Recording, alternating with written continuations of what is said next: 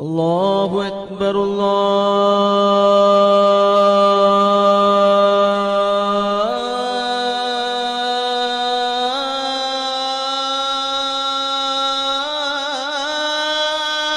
اکبر۔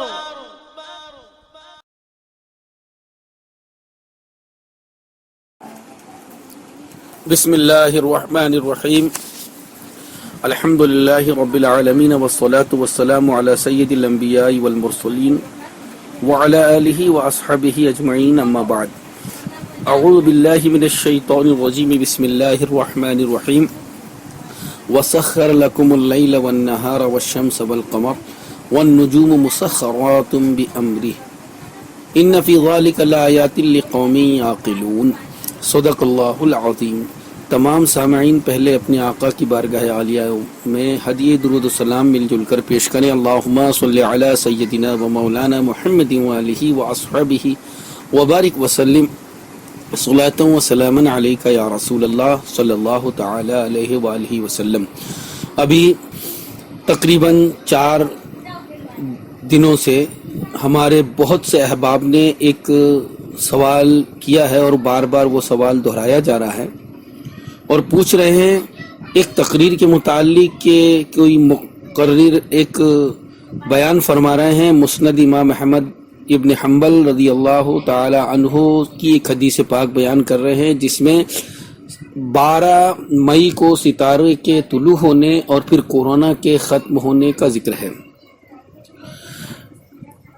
اس میں جو تقریر وائرل ہو رہی ہے یا تو وہ تقریر پوری نہیں ہے یا پھر اس میں سننے والے کو تشفی نہیں ہو پا رہی ہے، شاید اسی لیے سوال بار بار دہرایا جا رہا ہے اور متعدد شہروں سے متعدد لوگوں نے الگ الگ وقت میں الگ الگ جگہوں سے سوال کیا ہے۔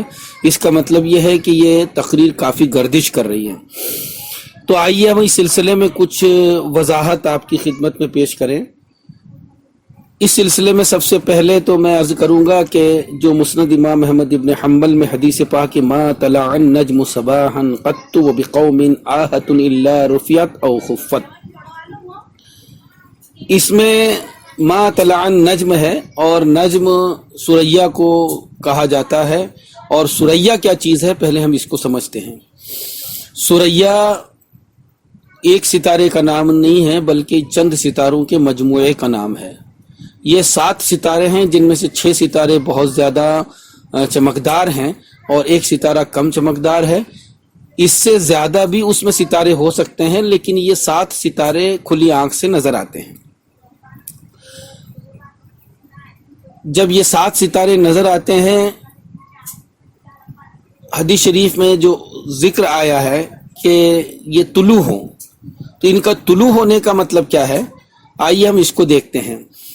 7 ستاروں کا یہ مجموعہ جسے ثریا کہا جاتا ہے، جس کو النجم کے نام سے بھی عرب اپنے اشعار وغیرہ میں ذکر کیا کرتے تھے، اور عرب جو ہے ثریا کو یا النجم کو اپنی گفتگو میں اور اپنے معاملات میں بہت زیادہ استعمال کیا کرتے تھے لفظ ثریا۔ یہ ثریا ستارے کا کیا مسئلہ ہے اس کو سمجھے پہلے ہم۔ ثریا ستارے کا جو مجموعہ ہے اس کی ایک روٹین بنی ہوئی ہے۔ اس روٹین میں جدھر سے سورج طلوع ہوتا ہے یعنی مشرق میں، فجر کے وقت میں سال بھر میں وہ 2 مرتبہ طلوع ہوتا ہے، اور جس وقت یہ طلوع ہوتا ہے اس وقت موسم اپنا جو بدلنے کی کیفیت ہوتی ہے وہ موسم ایک جگہ آ کر ٹھہر جاتا ہے۔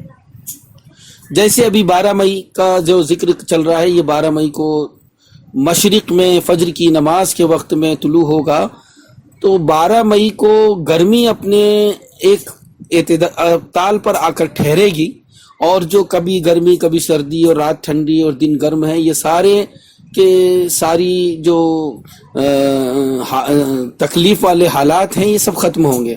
اور جب تکلیف والے حالات ختم ہوں گے تو موسم اپنی جگہ رکے گا، تو اس وقت پھلوں کو اور آپ کے پھلوں کو، پھولوں کو اور انسانوں کو، خاص طور پر بچوں کو صحت کے معاملے میں راحت ملے گی۔ یہ ہے اس کا معاملہ۔ سوریا ستارے کا طلوع ہونا، اس سلسلے میں آئیے اب ہم حدیث پاک دیکھتے ہیں کہ اس سے کیا مطلب ہے۔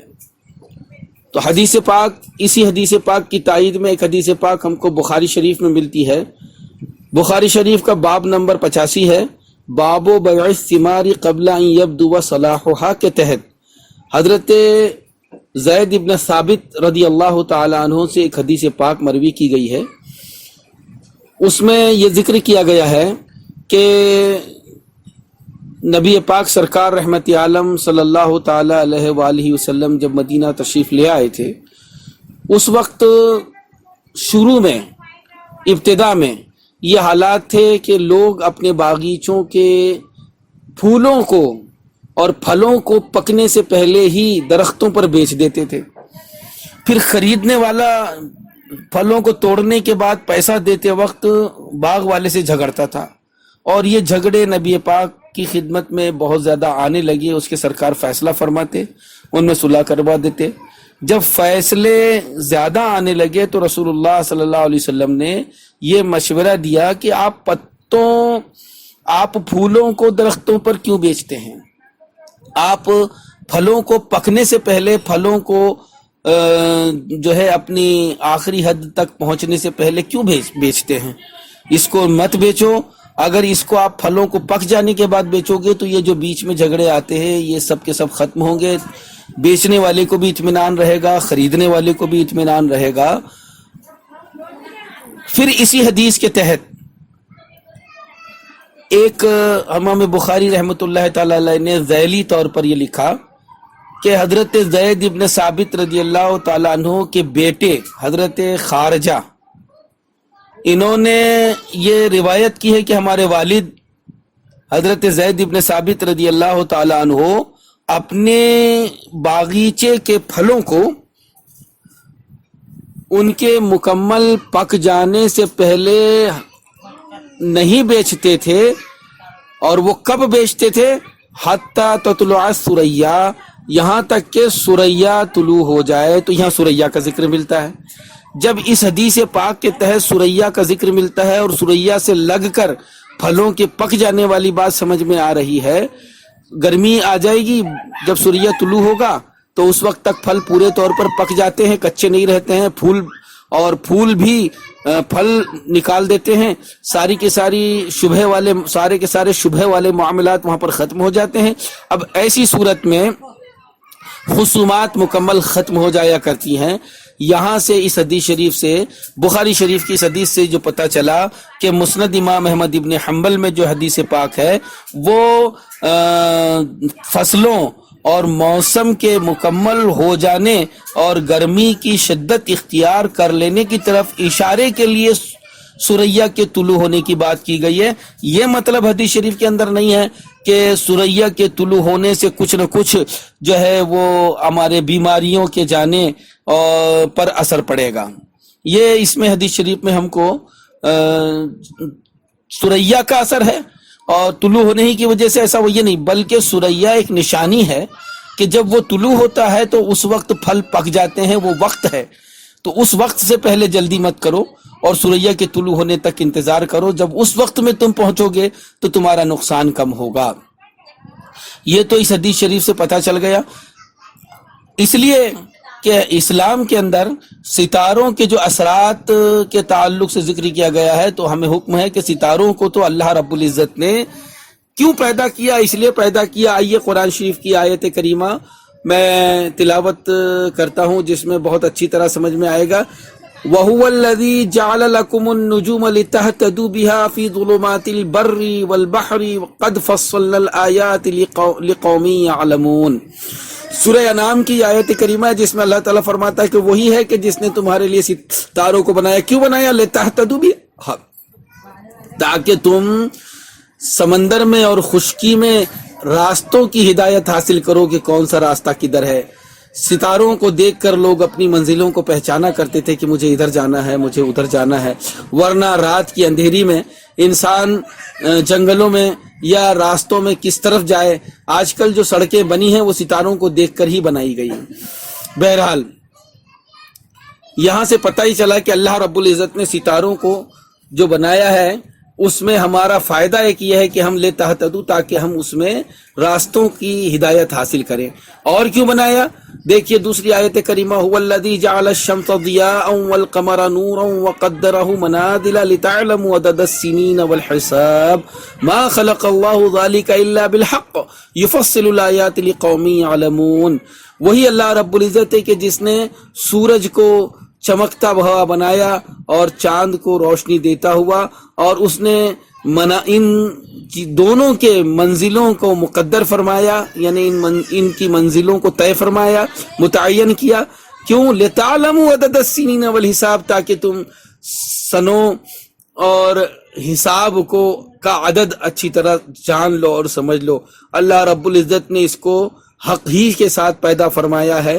اللہ تعالیٰ اپنی آیاتوں کو تفصیل کے ساتھ بیان فرماتا ہے اس قوم کے لیے کہ جو کچھ علم رکھتے ہیں۔ ان دونوں آیات مقدسہ سے پتہ ہی چلا کہ سورج، چاند، ستارے یہ سب کچھ اس لیے ہیں کہ ہم اپنا حساب دیکھیں، موسم کا حساب دیکھیں، ہم اپنے راستوں کا حساب دیکھیں، اور ہم اپنے اوقات کا حساب دیکھیں۔ یہ اس لیے نہیں ہے کہ سورج اور چاند کی وجہ سے ہی کورونا آئے گا اور بھاگ جائے گا۔ ایک مسئلہ تو یہاں طے ہو گیا کہ اسلامی عقیدے کے مطابق جو کچھ ہے حدیث شریف میں صرف وقت کی طرف اشارہ کیا گیا ہے۔ اس بات کو یوں بھی سمجھ سکتے ہیں آپ کہ جیسے اسکول میں کوئی ٹیچر اپنے بچوں کو پڑھا رہا ہے، 5:30 بجے مان لیجئے چھٹی ہوتی ہے، 5 بجے سے بچے جلدی کر رہے ہیں کہ چھٹی ملے چھٹی ملے چھٹی ملے۔ اب استاذ یہ کرتا ہے کہ بچوں کو بتاتا ہے، دیکھو گھڑی کی طرف اشارہ کرتا ہے، دیکھو بچوں اس گھڑی میں 2 کانٹے ہیں، ایک چھوٹا ایک بڑا، بڑا والا کانٹا جب یہ 6 پر آئے گا تو آپ کی چھٹی ہو جائے گی۔ اب بچے جو ہے انتظار کرتے ہیں کہ کانٹا 6 پر کب آئے، اور جب وہ 6 پر آ جاتا ہے بچے فوراً جوش میں آ کر اپنی چھٹی میں بستہ اٹھاتے ہیں اور کلاس سے نکل جاتے ہیں۔